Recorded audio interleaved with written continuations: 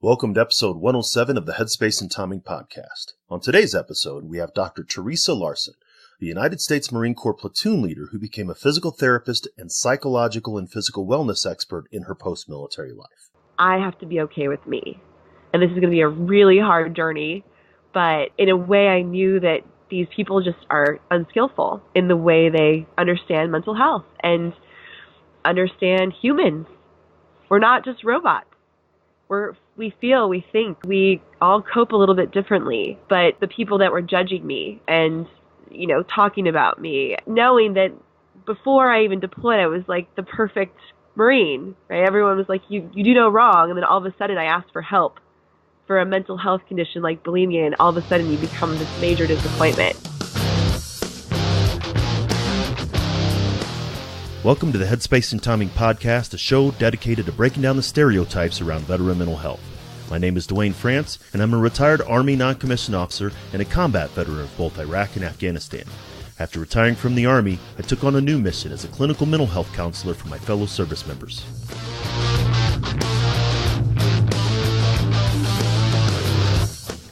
If you served in any branch of the military, then you're familiar with the M2 machine gun, the 50 cal. It's one of the most effective weapons in the military's arsenal. If the weapon's headspace and timing wasn't set correctly, however, it was just a useless chunk of metal. Veterans can be rendered inoperable if their headspace and timing's not set correctly either. That's my goal with this show, to change the way that we think and talk about veteran mental health and reduce the stigma against seeking support.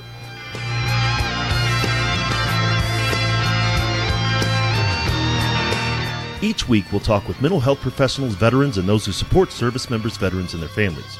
We're going to have real and honest conversations about a topic that most just don't like to talk about, veteran mental health. Let's jump into this week's conversation.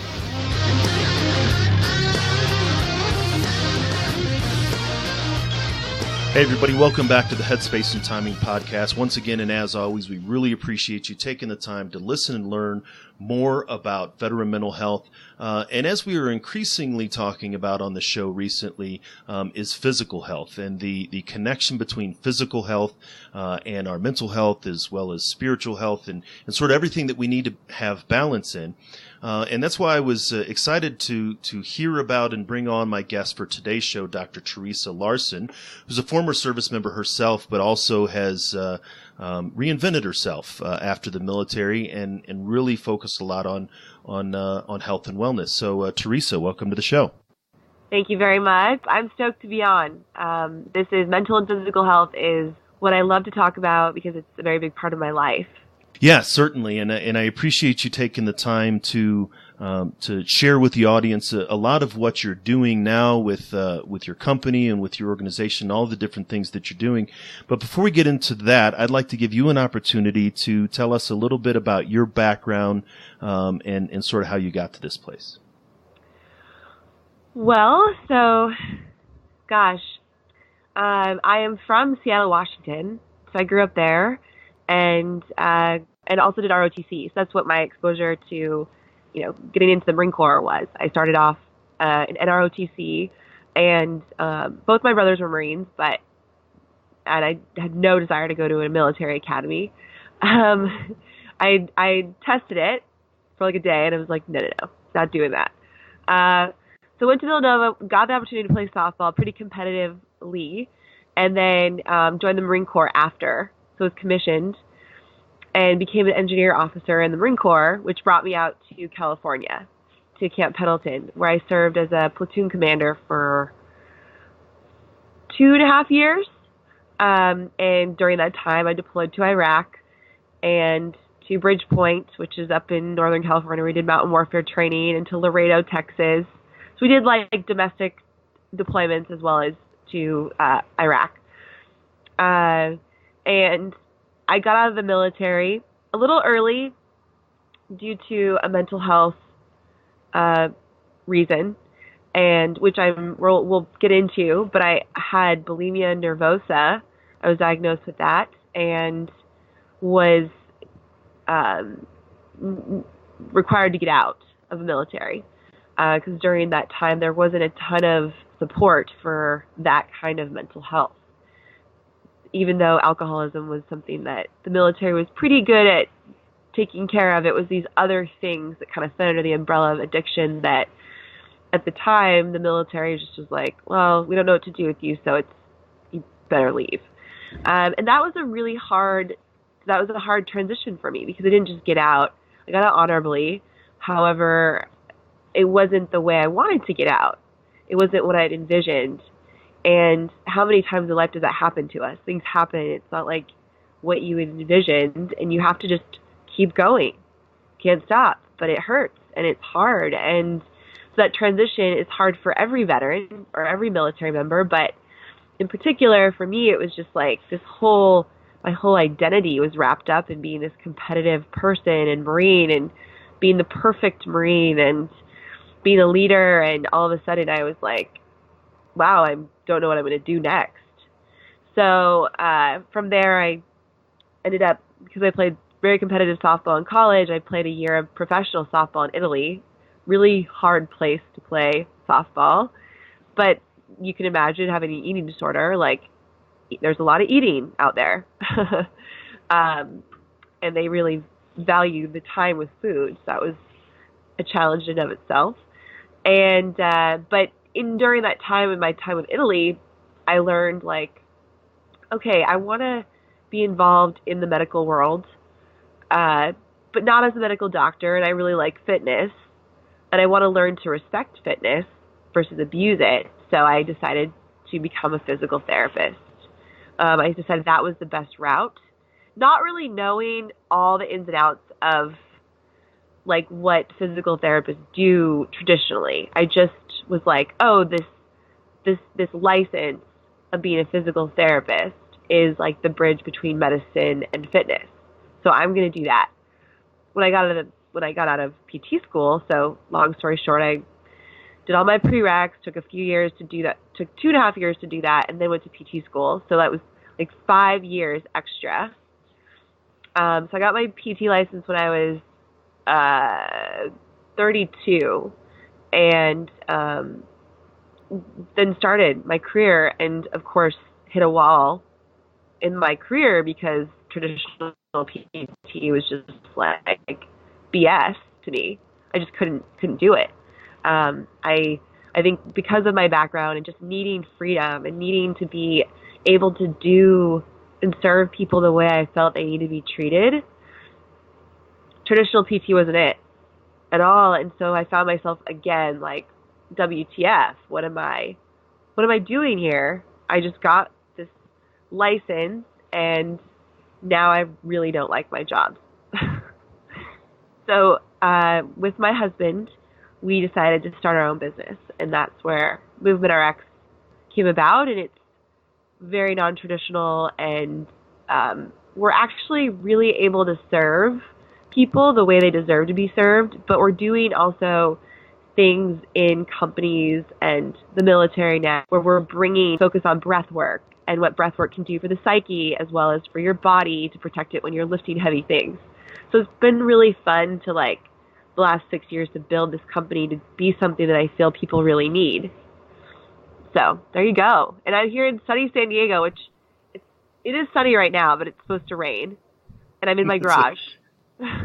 Raining in San Diego, raining in California is very different, I think, than raining in other places. But yeah, there's definitely a lot to unpack there. Just your experience as a young woman in the Marine Corps. I have had the honor to know many different Marines, as well as the unique challenges of being a female in a male-dominated organization, right?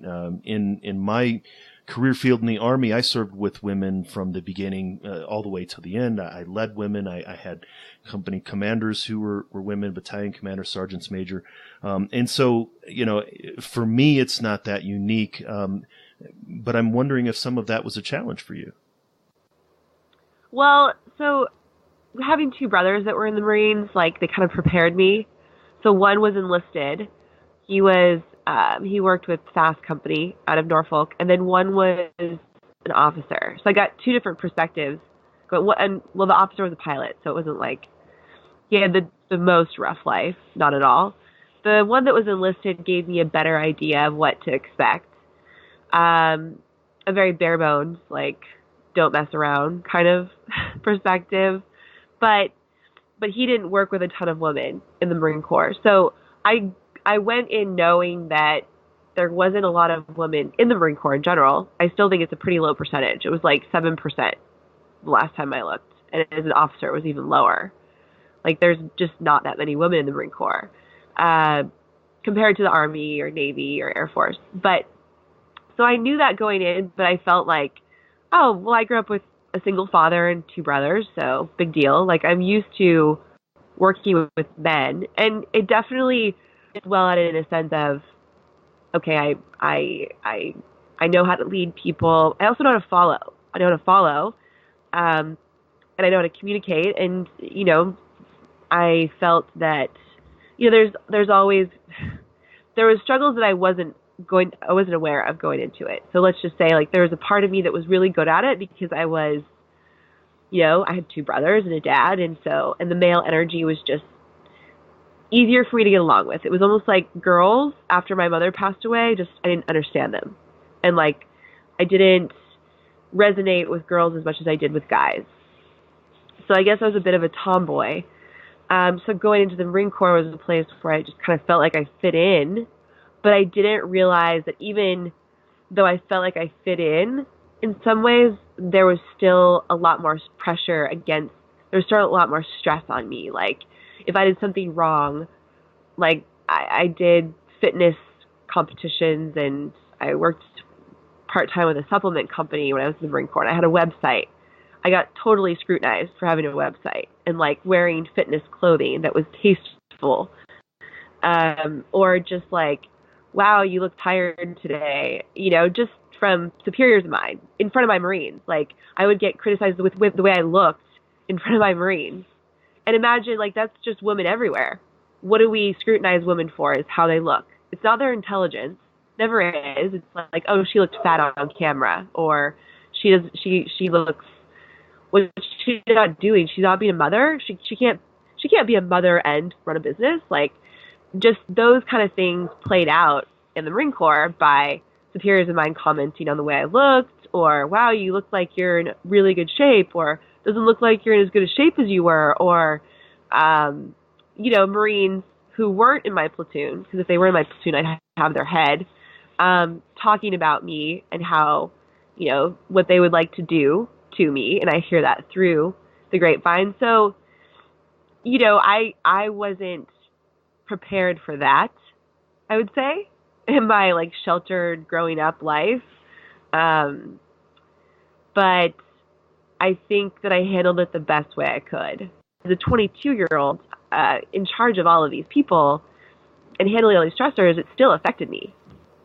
Right, and that's something else that was really interesting to me about your story. Is we often talk about, as you even said, addictions and substance abuse and PTSD, and we talk about these psychological concerns that come out of our military service, but increasingly more, I am becoming aware of the fact that eating disorders, both in men and women coming out of the military, is significant. And that's ultimately, if you would have said I left the Marine Corps because of a mental health issue, then people would have automatically said, oh, it must have been PTSD, or it must have been, right, depression or something like that. Until you said, no, it was this other thing. And people were like, well, I thought that was just for supermodels or whatever stigma, right? That's there. So, I'd like to hear more about that if you're willing. Sure. So PTSD, I mean, I'd struggle with leaving my Marines because I left Iraq in the middle of my deployment. I volunteered to go home, which went against everything that I'd ever wanted or thought I would do. I didn't want to get out of deployment. I wanted to be on deployment. I was doing things before women were even allowed to be in combat. I was out doing things with my Marines that was, helping our country and fight the war. And so the last thing I wanted to do was go home, but I knew I was sick, and I knew that something was really messed up because I was throwing up 4 to 7 times a day, and I was forcing myself to. And I could not cope with the stuff that I was just had built up in me, but also this pressure that was out there. And that was my way of dealing with the pressure. But it wasn't just there in Iraq. It was all the years building up to that.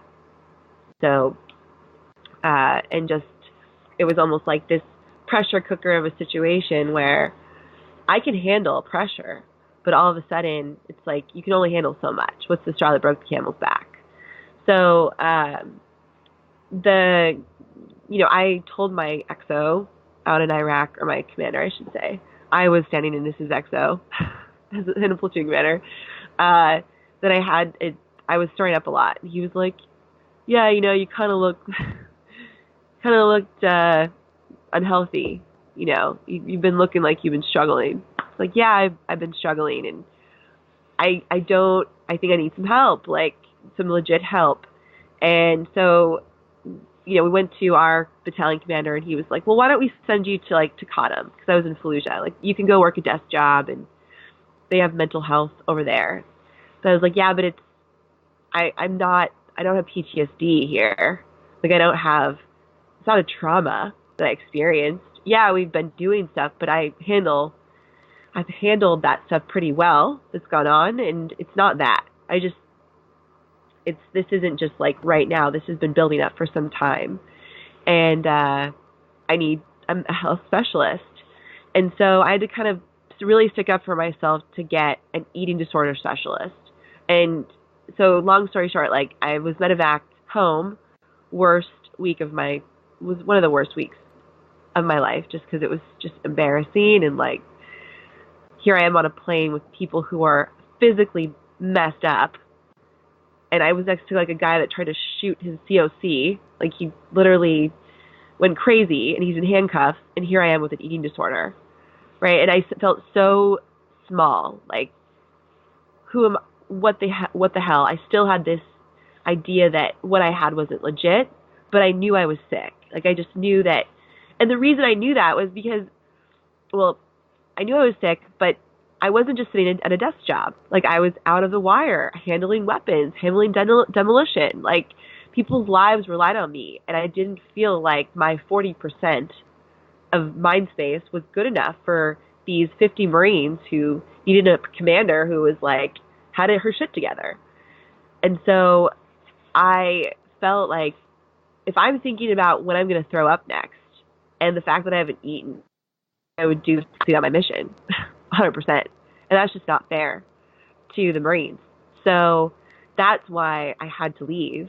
But it was one of the hardest things to do, because everyone looked at you like a piece of shit. And I knew I wasn't, but you just still can't help but feel that way. So coming home, I had to really fight for the health care, to get my health care. I mean, my commander said to my face, you're like a disappointment. Like, why wouldn't you say something before? Yeah, you could argue that, but how many people were Marines? Were trained to mission accomplishment. My platoon was my family, so I wasn't going to let them, like, whatever tiddlywink thing I had going on before, like, get in the way of me doing my mission. I had no idea the effects. No one ever talked about coping in the Marine Corps and how to cope with the stress and just life stressors. Everyone deals with stress, but there's one who is actually taught how to manage it in their life, unless you've grown up with awesome parents, right? Or worked with a mental health specialist growing up. But how many of us do that? Usually mental health problems are not diagnosed for a really long time because people don't want to get help. So I didn't realize that, like, for me, it was in that moment of asking for help that I finally started to, like, get to know myself on a deeper level. And what does Theresa want? What does Theresa need to be healthy? It was just a really hard process getting there. And so, yeah, a lot of people looked at me like, an eating disorder? I mean, when I got back from the Marine Corps, when I got back from Iraq, guys in my platoon, not people that weren't in my platoon, I should say, because my platoon was still deployed, but people that didn't know me there was rumors that were spread about me about, she knocked up, like, why is she home? Of course, a chick home from from deployment must be knocked up. But no, obviously over time that wasn't the case. tell. But those are the things I wasn't prepared for, is that stereotype of, and that's what I was really trying to avoid, but I couldn't. And I don't think any woman can avoid the stereotypes and the what people, the images and the things that people think about them. And that's just in life, any man or woman. But what I realized is like, all right, I have this thing, nobody understands it. I have to understand it. I have to get better. No matter what anyone else thinks about me, I have to be okay with me. And this is going to be a really hard journey, but in a way I knew that these people just are unskillful in the way they understand mental health and understand humans. We're not just robots. We feel, we think, we all cope a little bit differently. But, you know, the people that were judging me and, you know, talking about me and knowing that before I even deployed, I was like the perfect Marine, right? Everyone was like, you do no wrong. And then all of a sudden I asked for help for a mental health condition like bulimia, and all of a sudden you become this major disappointment. Well, that's not okay. So the education of how these things develop and how to treat a human, and but also that human that's struggling, like myself, how to build yourself back up and be okay with you and be strong mentally and physically. So that was the journey I've been on since the Marine Corps. See, and I absolutely appreciate you sharing that in depth, as hard as it was going through it, and then even as hard as it is to maybe talk about it. But you had to go through a series of education for yourself. You had to educate yourself because there was nobody else around. You didn't allow it to go as far as dangerous as it could have been. You said that we're not taught to cope. But we're shown how to cope in the military. We're shown how to cope with, stuff it down, don't deal with it, drink it away. That's we're nobody tells us how to do it. It's just we look to our left and our right, and they say, well, that's how you deal with this. And you developed another way of coping with stress that was arguably beneficial in the immediate term, the same way as substances are, the same way as anything is, but then significantly detrimental in the long term. So you had to go through a period of education of yourself about this before you could then turn around and educate others. Yeah, so I have no idea that. So the mind, when people would tell me to meditate, for example, in college, it was like, why? Like, my mind I couldn't focus for that long. Like, my mind is going a mile a minute because I'm smart and I've got shit to do, and excuse my language. But it's the thought of meditating seemed like, no, why would I do that? But yeah, it was a period of I had to learn about how the mind works and this idea of coping. Like, I don't think I've ever heard that term until I started therapy, intensively, and just stress and how the mental stress can turn into physical tension, and physical tension can also turn into mental stress too. The two can go hand in hand, mind and body.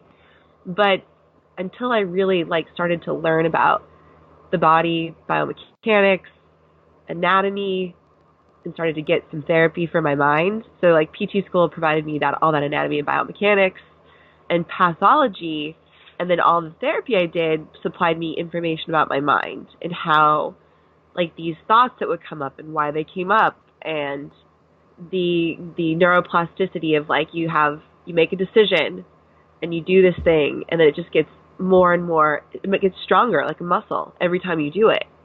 And so you have to have this pattern interrupt. And oftentimes it comes with, it's easier to change the channel, do that pattern interrupt through the body, through breath work, or going out for a walk, right? Or maybe doing a workout, whatever it is that resonates best with you. Sometimes it's one, sometimes it's all three in a day. But the breath work is the easy change channel for me. And but what that does is it changes that pattern in my mind of going back to that place that I would go to rationalize this behavior away. And so the more you do that, the stronger that gets. But I didn't realize the mind was so complex, but you can strengthen it just like you do the body by performing good reps. And it takes action to do it. Like, you can't just sit there and think this addiction away. You can't, maybe some people can, but I don't know how successful they really are. Like, you can't just sit there and hope that your addiction goes away and be really determined to quit. There might be a small percentage that do that, but I think it's the physical action of identifying the trigger and then doing something to replace the poor behavior, such as movement, such as breath work, such as talking to a good friend, such as writing, like something different than just sticking around up here. No, you're absolutely right. It is very challenging just to, mind over matter, right? To just, be mentally tough. As you were talking, I thought about the fact that, I started smoking when I was 14. I think my mom knows, but if she doesn't, she probably listens and she knows now. But so I started smoking when I was 14, and after I turned 30, I realized that I'd been smoking for over half of my life. And by that time, my wife and I, we were both smokers, and we both decided to quit smoking at the same time. I think I was 32.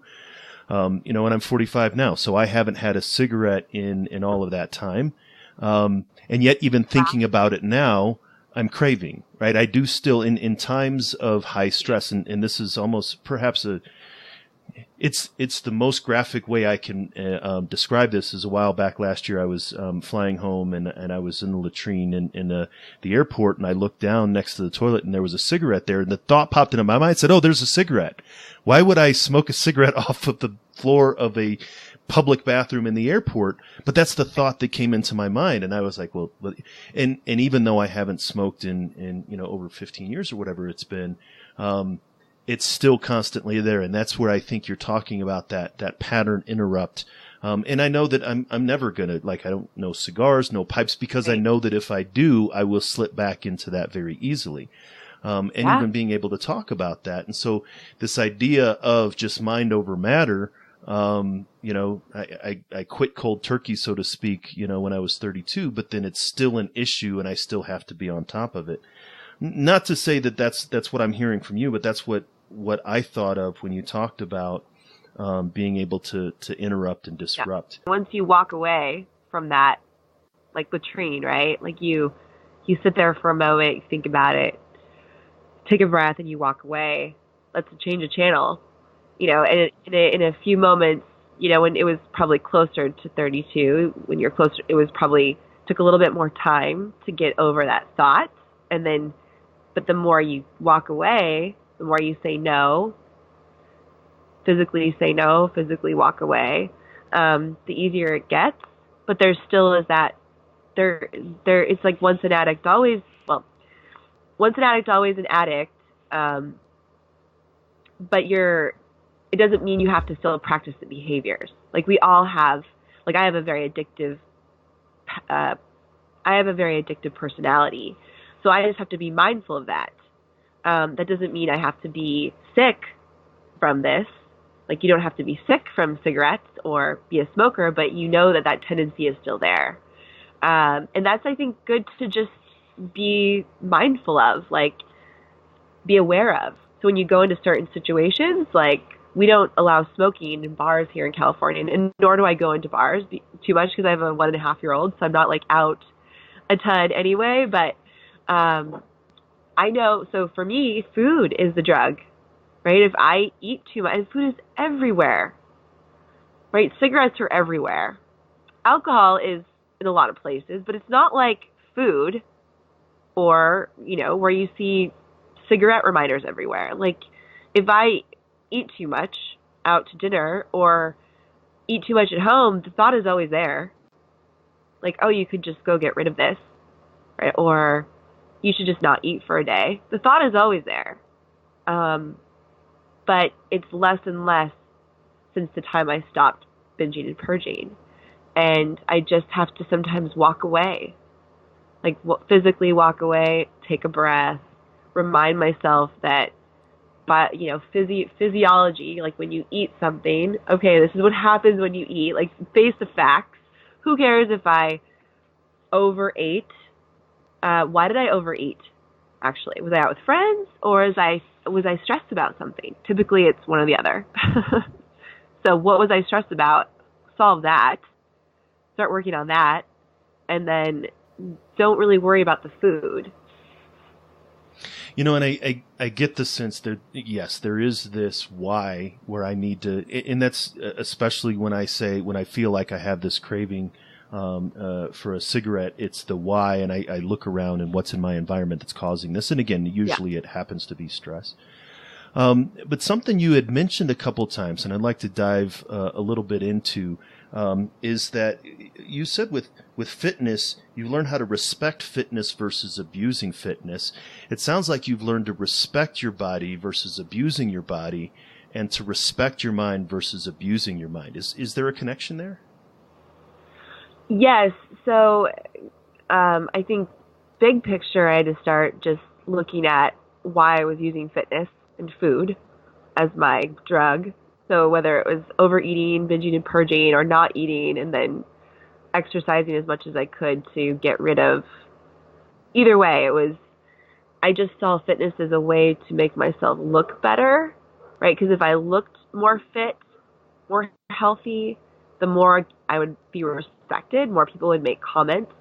Because it just, like, look at society. What people look at is beautiful. They look at people who are fit. Like, you just being a college athlete, I was always the fitness person on my team, the Marine Corps, the fitness guru. So it was like I had to live up to this. So fitness became this kind of, I felt I did. Fitness became this thing I abused because I had to look and be the part that everyone wanted. And granted, I was already a pretty healthy person before I started to go downhill, but I just had a lot of pressure on me to look and be the part. And I look around me to this day, and that's a lot of people. It's a lot of people. And I mean, I work in the fitness industry. I look around, and there's so many people who put so much pressure on their body and what they look like. And so I realized from early stages of going through my therapy that I had to look at fitness as a way to just help my mind, help my body, make my body stronger, look at what my body can do versus what it looks like. Look, my legs can take me really far, and my arms can lift people up, and I can carry people off the battlefield if I need to, right? Or I can do very functional things with my body. It's pretty awesome. So the more I focused on that, the more excited I got about lifting heavy things, and stopped doing as much, actually. So to this day, I do 5 days a week, an hour between yoga, lifting, running. I don't even really run that much. I do the things that make me happy versus like, oh my gosh, I have to be on the Stairmaster for an hour and a half to burn all of those calories, or I need to go out for an hour run to burn off everything that I ate the day before. That was the mindset before, but really I was running from the stress I wasn't coping with my job and my family life. And so now I look at movement. I've been able to, it took time, look at movement as this is for my mental health. This is going to clear my mind and help me cope with the things that I'm doing in my day. And wow, I went out for a 1.5 mile run. And wow, I just deadlifted that much weight. And that's pretty cool. And I got to work out with another mom, So I kind of like celebrate those. But now I have much more respect for my body. And I just had an 11-pound child, not too long ago. And it was just like, yeah, that's really freaking awesome what I did and came back from that. And my mind, like, I have to, even though the Marines at the time I felt like a disappointment, I'm very proud of myself for speaking up and coming home. Another Marine could do my job. Like, the lieutenant that took over for me was such a freaking baby about it. He was like, oh man, I have to deploy and take over for you. It's like, dude, I'm sick. I would have done the same thing for you, bud. But like, he didn't understand. He didn't understand. And I had to just remind myself that I'm not a disappointment. I did what was best, and my Marines are going to benefit from that, because I could have gotten someone hurt. And even though this guy was being a little pansy about it, going overseas, he was going to do a better job than I could have done at the time. I'll admit that, but I was able to build myself up as a leader of myself first. I had to take ownership of my health first and realize, like, I'm okay. I'm not a disappointment. I'm very proud of the decision I made. And to this day, I have to make hard decisions all the time. That was just the first of many hard decisions I had to make. I have had to stick up for myself in business so many times. I mean, I'm also in a male-dominated industry in the strength and conditioning world. And, I just bought out my business partner very on amicable reasons, but like, I had to stick up for my business. I've had to stick up for my business in many ways. I've had to stick up for my family. I've had to stick up for myself in my own family. So it was just the start of kind of taking ownership. Right. And it's very poignant what you said. Another Marine can do my job, right? And this was one of the biggest things when I retired, finding out how replaceable we actually are, right? I always say that because we're here outside of Fort Carson, I drove through Fort Carson the day after I retired. And wouldn't you know it, the flag went up, the flag went down, and the Army went boiling on without me, right? I mean, and not to say that this is, but another Marine can do my job. Another soldier could do my job. Another Marine could do your job, but another Marine couldn't be you. No, not at all. And nobody else can be me. Yep. So yes, and that's so when it came to like facts of what needed to happen in Iraq, this Marine could do my job. He was fine, right? He could do it. Not the same way I would do it, but he could do it. No lieutenant would lead my platoon like I did. And in my eyes, the Marine Corps will never be the same. But it's just, but I do know that when you face the facts of what needs to be done, those are easy. You can feel those. Just do your job, care about people. People care about, platoon commanders do things a little bit differently. Each one does things a little bit differently, but I do acknowledge that there is a uniqueness. However, when you need to just get a job done, and like I knew that he was able to do it. And the hard part was letting go of that ego of like, it has to be me. It has to be me. I mean, you have to do that in life to truly move forward, is realize it's just not about you all the time. Like, you have to let go of that ego. What's going to provide you the best environment to be the most healthy? And it's not about getting more comfortable. It's about getting uncomfortable. Like, I didn't leave Iraq to be like, oh, I freaking hate it here and I want to just sit on my couch. Like, no, it sucked. Like, the worst thing is to go home in the middle of a deployment when your Marines are like, what's wrong with you? And why are you here? Why are you home? Like, that's not easy. But I grew so much from that experience. And the Marines that I did work with that took the time to like understand the situation, like, I'm still in touch with to this day. So I all through your story, Theresa, I'm hearing a lot of self-awareness, and this is critical for improvement. Even back to I tried, the visit day at the Naval Academy, and I realized that's not for me, right? That is not what I wanted to do, right? I have that awareness.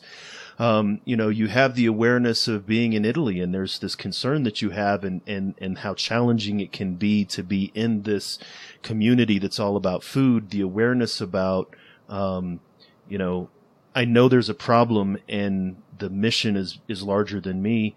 But even the awareness of, I didn't know what I was getting into when I was in physical therapy. I can imagine that as a physical therapist, and traditionally how the role is, you're always helping someone after an injury has occurred that perhaps if you had done some other things 4 years ago, this wouldn't be happening now, right? And so it was really a post-vention type thing. And so this awareness, I think, is very critical for your own recovery journey.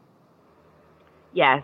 Well, it's a big part of my message as a PT now. It's like, so we're very much we're on the prevention side of things. People will naturally come to see a mental health specialist when they're injured, right? It's when they're like, oh my gosh, things are really bad.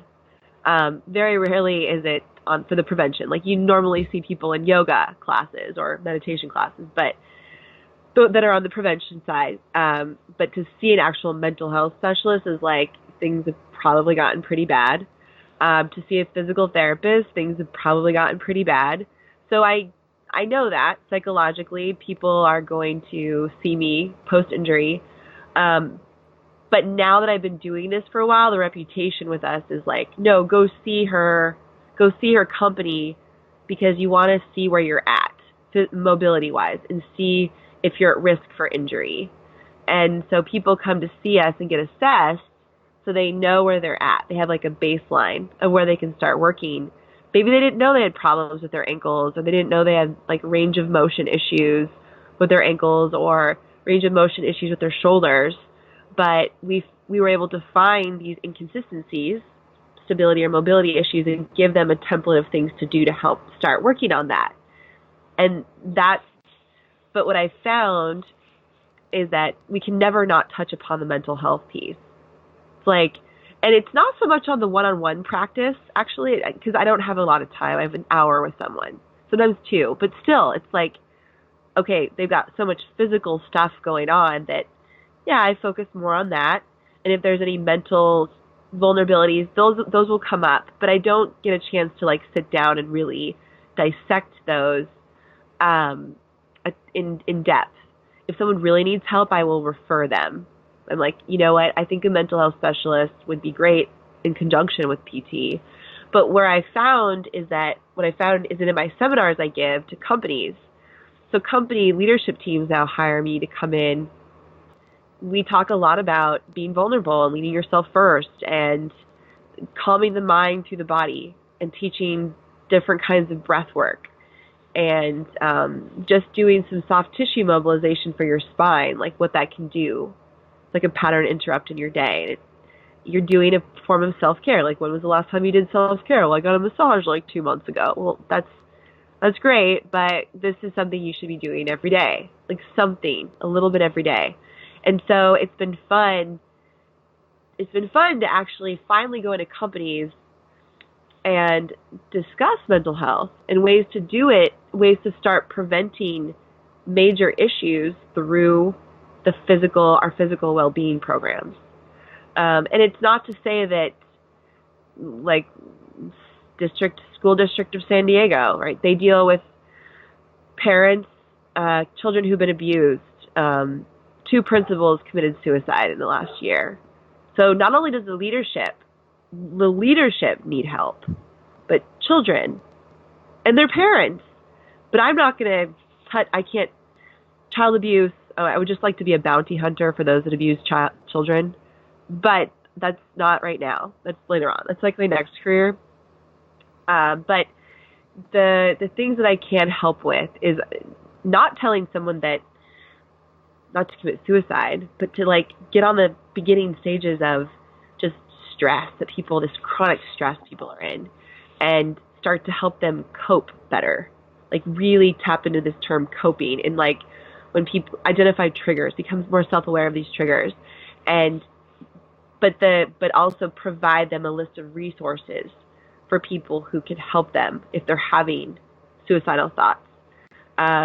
Resources for, the school district they obviously work with the children that are abused too, and families, and figuring out how to get them out of those families. But the key is like, we're on the prevention side, and we can do a lot through our physical well-being.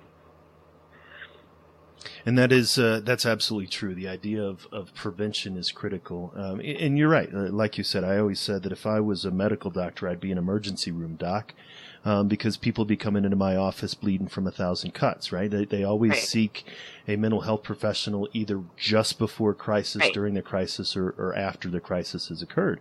And I would love to be able to get upstream, right? This is what we're always talking about, and what, many of us are talking about in the prevention field is how do we get upstream and start to address the issue before it becomes a critical issue, so they don't need to come to me or to you to be able to do that. So I think that's great. So if people were trying to find out more about what you're doing, your book, your blog, your podcast, your company, how would they find you online? So there's two places. drteresalarson.com is where you can get all the stuff about my New Normal podcast and my book, Warrior. And then if you want to learn more about our physical therapy work and the work we do with companies, go to movement-rx.com. That's great. And I'll make sure that all of those are in the show notes so that people can go find them, and we'll make sure to get that links out there. Thank you so much for joining. Yeah, this was an honor. I appreciate you and what you're doing here. No, I appreciate you, and I appreciate, again, what you're doing. And if all of us do a little bit, then a lot of stuff will change. Yes, I totally agree. Just start. Just start doing something.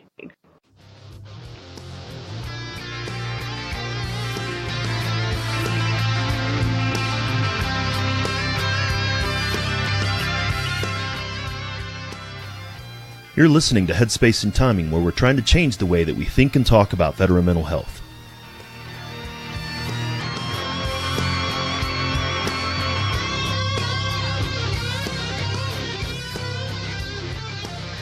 I hope you heard the same messages that I did in this episode, that there's still stigma regarding mental health conditions, both internal and external.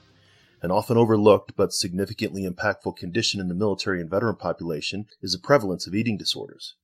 According to an article published in 2014 by Scott Litwack and his colleagues, the presence of bulimia nervosa and binge eating disorder are consistently associated with the presence of PTSD and depression. Their findings highlight the need to screen for eating disorder symptoms among both male and female veterans, especially those that have symptoms of PTSD and depression. Now, Dr. Larson didn't explicitly indicate traumatic stress reaction as a reason for her condition, but the fact is that exposure to trauma and the methods that we use to deal with it can be particularly harmful to us. Another thing that I'd like to point out, Dr. Larson was honest and open both about her condition and her reaction to it. Shame, fear of judgment, guilt, all of these are things that might keep us from talking openly about what we're dealing with, both physically and psychologically. She was unapologetically focused on her own wellness, regardless of the judgment that she might have endured. As a matter of fact, she was being judged anyway, so what's more judgment on top of what was already happening? The fact is that her life is hers, my life is mine, and your life is yours. Allowing the opinions of others to impact how we live our lives is something that perpetuates the problem, not solves the problem. If you want to hear more about Dr. Larson's story, check out the links to her book, her websites, and social media on the show notes. Thanks for taking the time to listen. If you want to find the show notes for this episode, go to veteranmentalhealth.com/HST107. While you're there, share the link to the show with somebody that you think might need to hear it. We're always looking for guests, either veterans or those who support them. You can drop me a line at info@veteranmentalhealth.com to recommend guests, or you can go to veteranmentalhealth.com/guest to fill out a suggestion or request. Just a reminder that the guests and information in this show are for educational purposes only and not meant to be considered professional advice. While I am a therapist, I'm not your therapist. If something you've heard makes you think that you should talk to somebody, then reach out to do so. I'd like to thank Doc Todd for giving us permission to use his track, Not Alone, from his album Combat Medicine. Doc's trying to bring the discussion about veteran mental health out of the darkness and into the light, and you can see all of his work at therealdoctodd.com. Join us next time for another great episode, and until then, remember, veterans, you're not alone. Ever.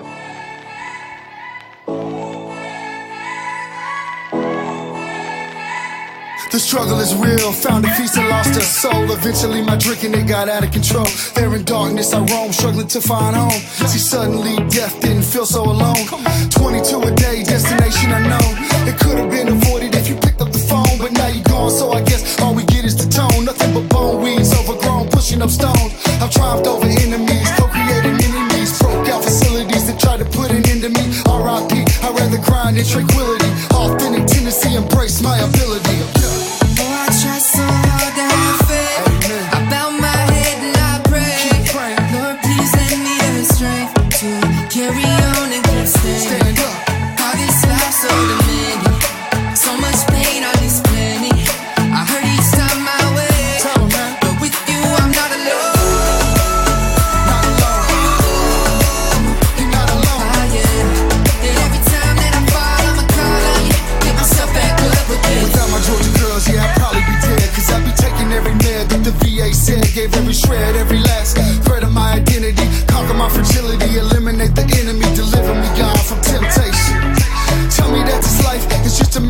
6 need a facelift, back to basics. Vision LASIX, I only feel alive when I hear the bass kick. Oh, I try so hard to have faith.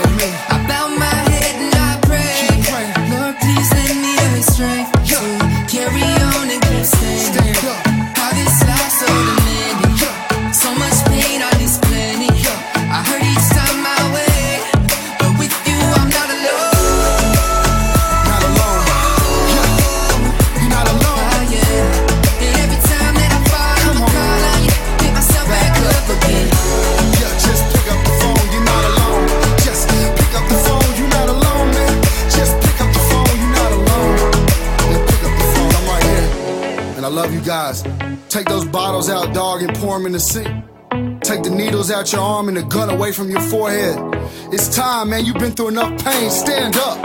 It's time to stand back up. All my veterans, man, Army, Marine Corps, Navy, Air Force, Coast Guard. Get up, you know. Oh, I try so hard to have faith.